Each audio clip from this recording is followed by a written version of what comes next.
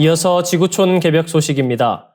세계 최대 가상화폐 거래소 중 하나인 바이비트가 해킹 공격을 받아 약 14억 6천만 달러, 한화 약 2조 1천억 원 상당의 자산이 탈취되는 사건이 발생했습니다. 이번 해킹은 가상화폐 역사상 최대 규모로 평가되며 북한 해킹 조직의 소행일 가능성이 제기되고 있습니다. 2월 21일 블룸버그 통신에 따르면 바이비트 최고 경영자 벤 저우가 X를 통해 해커가 바이비트의 오프라인 이더리움 지갑 중 하나를 탈취했다고 밝혔습니다. 이에 블록체인 분석가 잭 엑스비티는 14억 6천만 달러 상당의 자산이 의심스러운 거래를 통해 지갑에서 유출되었다고 설명했습니다. 또한 블록체인 데이터 추적 플랫폼 아캄 인텔리전스는 약 14억 달러의 자금이 새로운 주소로 이동하며 매각되고 있다고 전했습니다. 바이비트는 2018년 설립되어 일일 평균 거래량이 360억 달러에 달하는 세계 최대 가상화폐 거래소 중 하나로 한때 전 세계 거래량 기준 2위에 올랐습니다.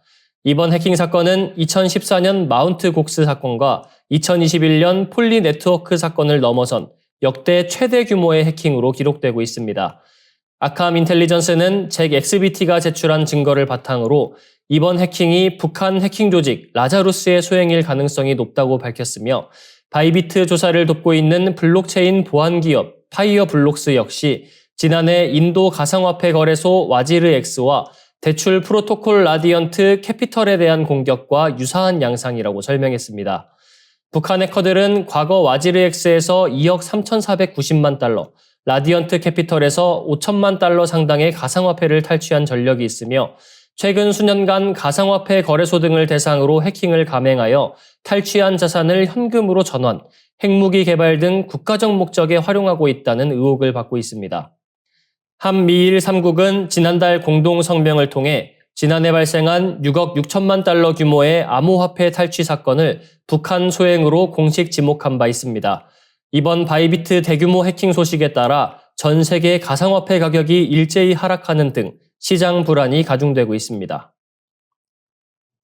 다음 뉴스입니다. 최근 한국과학기술기획평가원이 발간한 3대 게임 체인저 분야 기술 수준 심층 분석 브리프에 따르면 2년 전과 비교해 한국의 반도체 기술 수준이 중국에 대부분 추월당한 것으로 나타났습니다.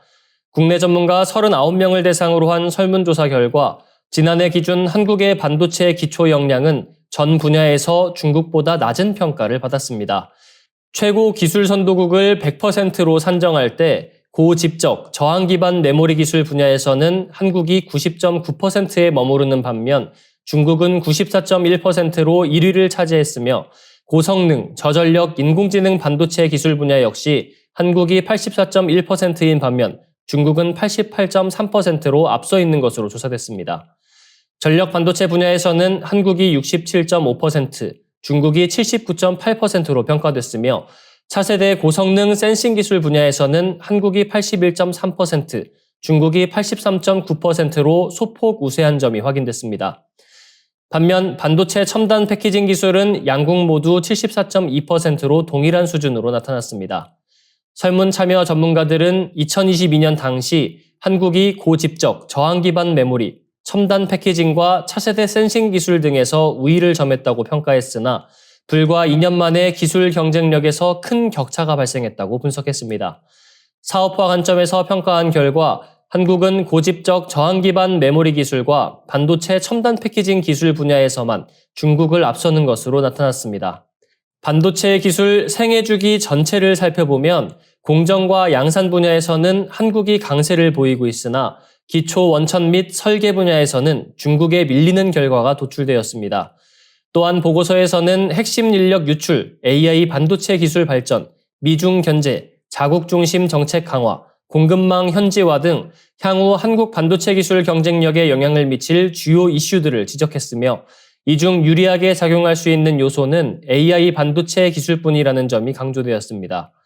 한편 일본과 중국의 부상, 미국의 제재, 동남아시아 시장의 급성장 등으로 한국 반도체 시장의 불확실성이 증대되고 있으며 최근 중국 YMTC가 294단 낸드 양상에 성공하는 등 기술 진일보를 보이는 가운데 트럼프 2기 행정부 출범과 연구개발 투자 규모의 한계 등 겹 악재가 한국 반도체 산업에 중대한 도전을 안겨주고 있음을 시사합니다.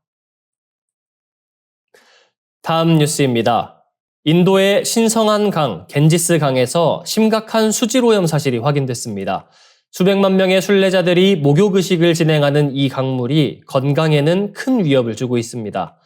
영국 일간 인디펜던트가 인용한 중앙오염관리위원회 보고서에 따르면 대규모 종교축제인 마하쿰브 멜라 기간 동안 겐지스 강의 대변성 대장균 수치가 안전기준을 크게 초과했습니다.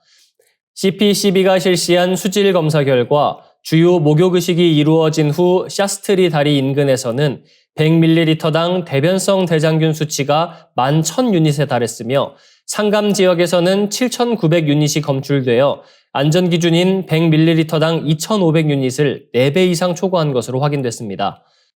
대변성 대장균은 인간과 온열동물의 장내에 서식하는 박테리아로 이 수치가 높다는 것은 오염된 물에 바이러스와 기생충, 질병 유발 박테리아 등이 함께 존재할 가능성을 의미합니다. 이로 인해 위장 감염이나 피부 발진, 눈 자극, 장티푸스나 A형 간염 등 심각한 질병 발생 위험이 커지며 겐지스 강의 물을 식수와 조리용수로 사용하는 지역 주민들은 장기적인 노출로 인해 방광암이나 대장암 등 만성 질환에 걸릴 우려가 증대되고 있습니다. CPCB 보고서에서는 모든 모니터링 지점에서 대변성 대장균 수치가 안전기준을 초과해 강물이 목욕 및 기타 용도로 사용하기에 부적합한 상태임을 경고했습니다. 그러나 인도 정부는 이에 대해 다소 부인하는 태도를 보이고 있습니다. 우타르 프라데시의 주지사 요기 아디티아나트는 겐지스강과 야무나강, 사라스와티강이 합류하는 상감 지역의 물은 마시기에 적합하다는 주장을 내놓으며 종교적 신념을 앞세워 공식적인 오염 방지 조치보다는 신앙적 측면을 강조하는 모습을 보이고 있습니다. 전문가들은 이번 사태를 계기로 마하쿰브 멜라와 같은 대규모 종교 행사 기간 동안 하수 처리 강화 및 오염된 물의 정화 작업을 확대하는 등 보다 적극적인 오염 방지 대책 마련이 시급하다고 촉구하고 있습니다. 정부와 시민사회가 협력하여 겐지스강의 신성함과 국민 건강을 동시에 지킬 수 있는 실질적인 해결책을 마련해야 한다는 지적이 나오고 있습니다.